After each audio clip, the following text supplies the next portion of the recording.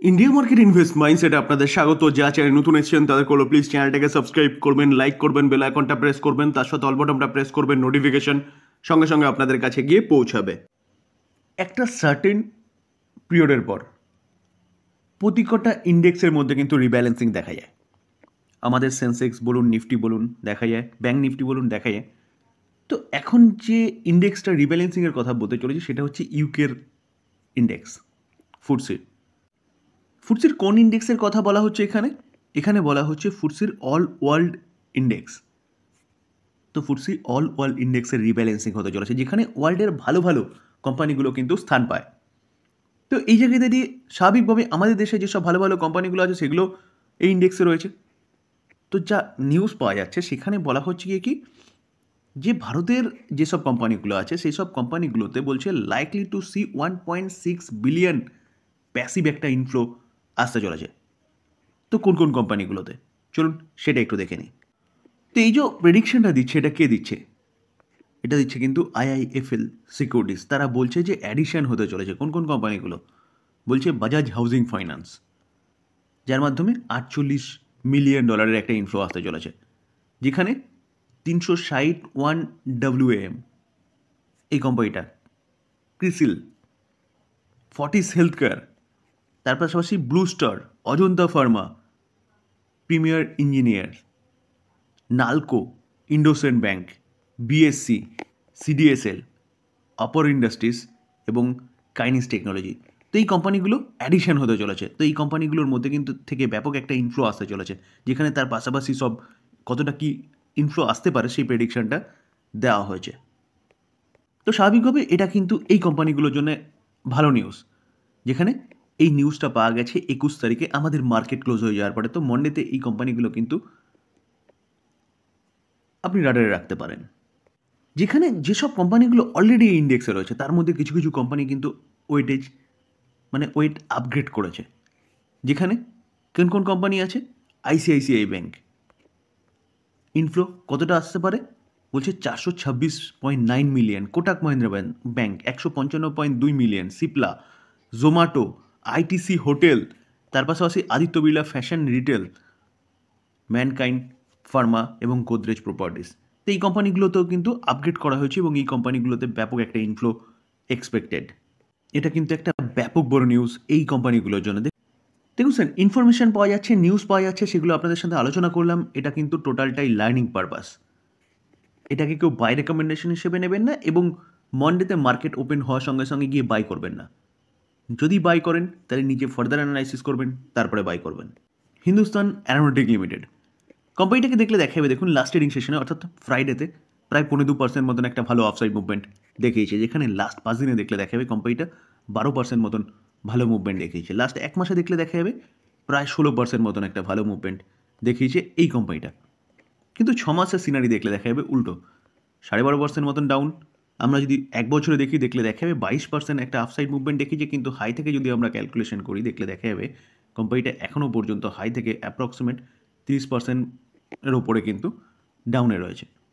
তো কোম্পানিটা কাজ কী করে? কোম্পানিটা fighter aircraft, fighter helicopter, aerospace, drone সেগমেন্টে এইসব নিয়ে কিন্তু কোম্পানিটা কাজ করে, যেখানে কোম্পানিটার বিজনেস মোনোপলি বিজনেস। যেখানে কোম্পানিটাকে আমরা যদি দেখি তাহলে দেখলে দেখা যাবে কোম্পানিটা লাস্ট 5 বছরে 1274% রিটার্ন দিয়েছে। তো এই যে রিটার্নটা দিয়েছে না, এই রিটার্নটা কেন দিয়েছে?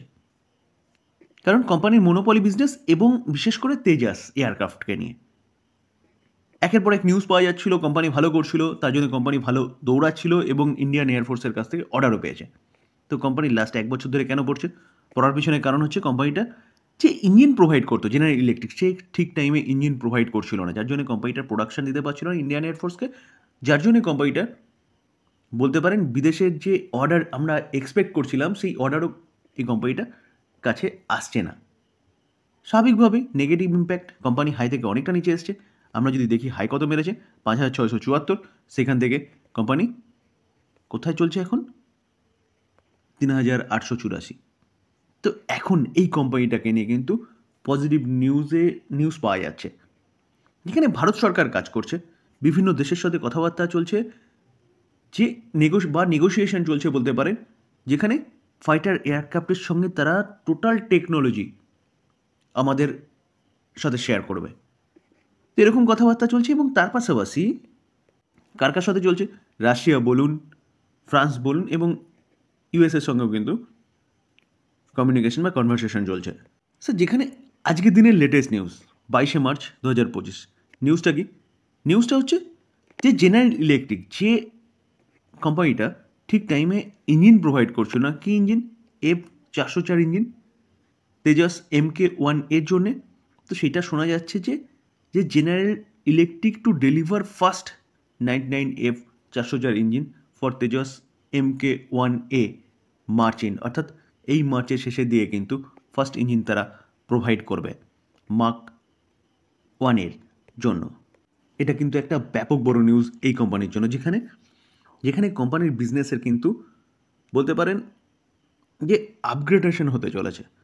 কারণ ইঞ্জিন যদি ঠিক টাইমে আসে তাহলে কোম্পানিটা ঠিক টাইমে কিন্তু তার যে তেজাস, সেই তেজাস কিন্তু ইন্ডিয়ান এয়ারফোর্সকে ডেলিভার করতে পারবে।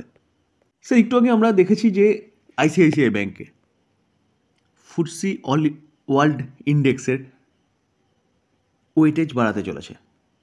তো সেই জায়গায় দাঁড়িয়ে বলতে পারেন এই ব্যাঙ্কটা কিন্তু ওয়ার্ল্ডের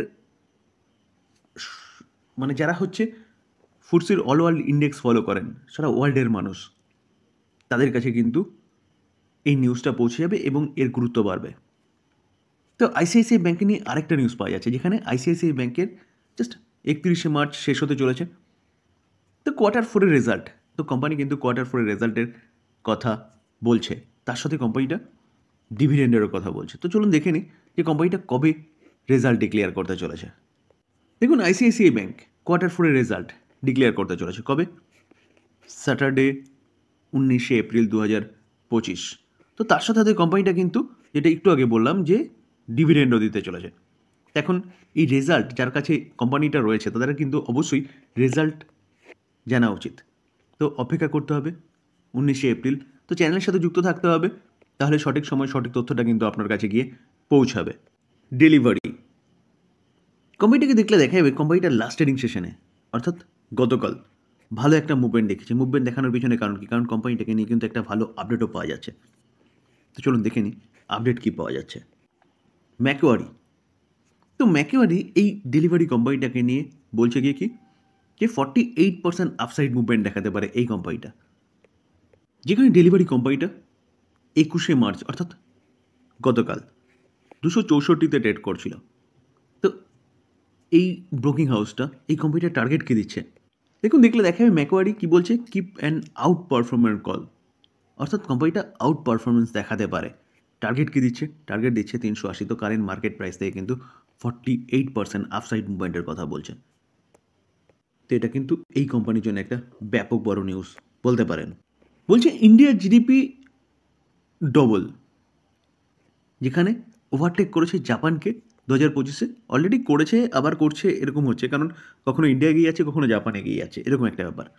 তো জার্মানিকে বলছে 2027-এর মধ্যে কিন্তু ক্রস করতে পারে, যেখানে আইএমএফের রিপোর্ট অনুযায়ী কী বলা হচ্ছে, অ্যাডজাস্টমেন্ট, ইনফ্লেশন অ্যাডজাস্টমেন্ট রিটার্ন জিডিপির বলতে পারেন, যেখানে 77% গ্রো করেছে লাস্ট 10 বছরে।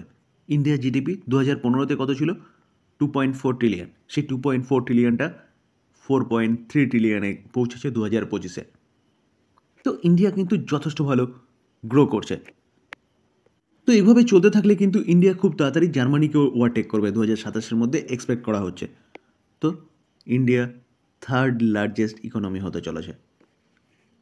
তো আস্তে আস্তে ইন্ডিয়া আরও ভালো গ্রো করবে, কারণ এখনও আমাদের জিডিপি কীরকম চলছে, মোটামুটি 6.5 এরকম প্রেডিকশান করা হচ্ছে, 6.3 এরকম প্রেডিকশান করা হচ্ছে। তো সেখানে চাইনা 5% করে চলছে এবং ওয়ার্ল্ডের সবচেয়ে বড় ইকোনমি অনলি ফর 2-2.5% মতন চলছে গ্রোথ। তো সেই জায়গায় দাঁড়িয়ে স্যার ইন্ডিয়ার গ্রোথ কিন্তু যথেষ্ট ভালো রয়েছে। তো ইন্ডিয়া কিন্তু আরও ভালো করতে পারে ভবিষ্যতে। তো ভালো করলে জিডিপি ভালো কখন করবে? যখন ইকোনমি ভালো করবে। তো ইকোনমি ভালো করলে কিন্তু অবভিয়াসলি আমাদের শেয়ার মার্কেটও ভালো করবে। তো লং টার্ম ইনভেস্টমেন্টের জন্যে চিন্তাভাবনা করুন, ভালো ভালো কোম্পানিগুলো চুজ করুন, পিক করুন, হোল্ড করুন। লং টার্মে ভালো ক্যাপিটাল গেইন বা ওয়েলথ ক্রিয়েট করে দেবে সেই কোম্পানিগুলো। অবশ্যই ভালো মতন অ্যানালাইসিস করে নিয়ে তারপরে বাই করুন। আলোচনা এই পর্যন্তই। দেখুন, আবারও বলে রাখি যে এই নিউজগুলো যেগুলো পাওয়া যাচ্ছে সেগুলো জাস্ট লার্নিং পারপাস আপনাদের সাথে আলোচনা করছি, ইনফরমেশনটা দেওয়ার চেষ্টা করছি, কোনো বাই রেকমেন্ডেশন নয়। বাই করার আগে নিজে ফার্দার অ্যানালাইসিস করবেন, তারপরে বাই করবেন। আলোচনা এই পর্যন্ত। যদি আলোচনা ভালো লাগে, যারা চ্যানেল নতুন এসেছেন তাদের প্লিজ চ্যানেলটাকে সাবস্ক্রাইব করবেন, লাইক করবেন, বেল আইকনটা প্রেস করবেন, তার সাথে অল বাটনটা প্রেস করবেন, নোটিফিকেশন সঙ্গে সঙ্গে আপনাদের কাছে গিয়ে পৌঁছাবে। থ্যাংক ইউ, ভালো থাকবেন।